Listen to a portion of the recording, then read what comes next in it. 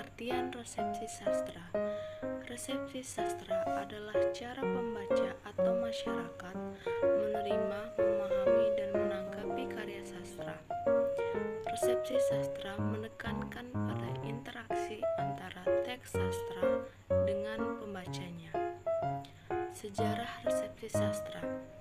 Awal mula konsep resepsi ini berkembang mulai pada abad ke-20, terutama di Jerman dengan teori resepsi yang memiliki tokoh penting seperti Hans Robert Jauss dan Wolfgang Isar sebagai pelopor teori ini.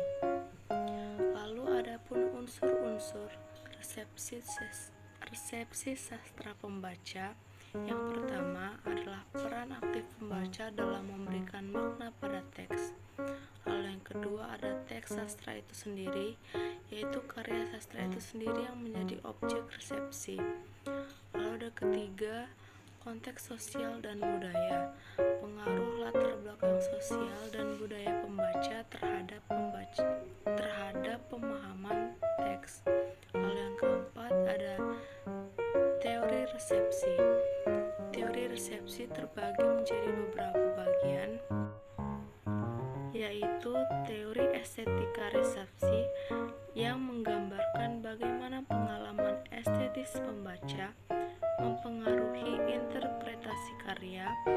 Lalu ada teori intertekstualitas yang menjelaskan hubungan antara teks yang satu dengan yang lain dan bagaimana hal ini saling mempengaruhi pemahaman.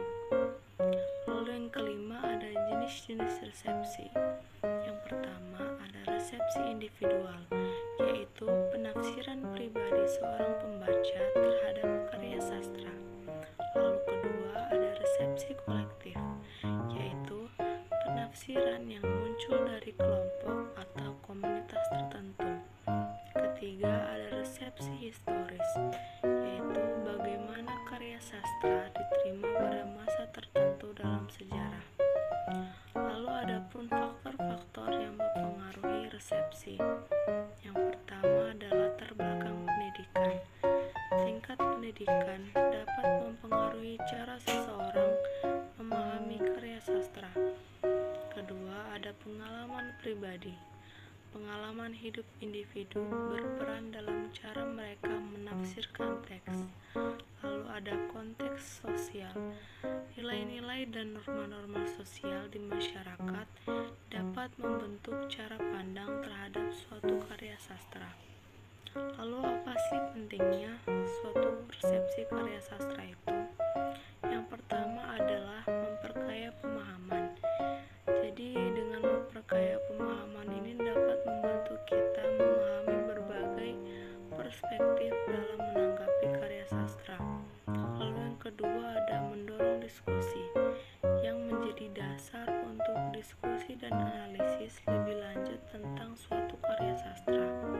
Yang ketiga ada menjaga karya sastra hidup. Karya sastra terus hidup dan relevan melalui interpretasi yang berbeda dari waktu ke waktu. Lalu ada pun contoh penerapan resepsi sastra, analisis puisi atau prosa dengan mengaitkan pengalaman pribadi atau konteks sosial